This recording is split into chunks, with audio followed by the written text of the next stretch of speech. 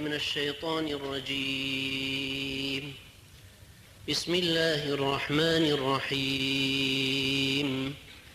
قد كانت لكم أسوة حسنة في إبراهيم والذين معه إذ قالوا لقومهم إنا براء منكم ومما تعبدون من دون الله كفرنا بكم وبدا بيننا وبينكم العداوة والبغضاء أبدا حتى تؤمنوا بالله وحده إلا قول إبراهيم لأبيه لأستغفرن لك وما أملك لك من الله من شيء ربنا عليك توكلنا وإليك أنبنا وإليك المصير ربنا لا تجعلنا فتنة للذين كفروا واغفر لنا ربنا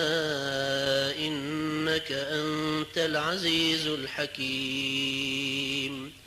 لقد كان لكم فيهم أسوة حسنة لمن كان يرجو الله واليوم الآخر ومن يتول فإن الله هو الغني الحميد.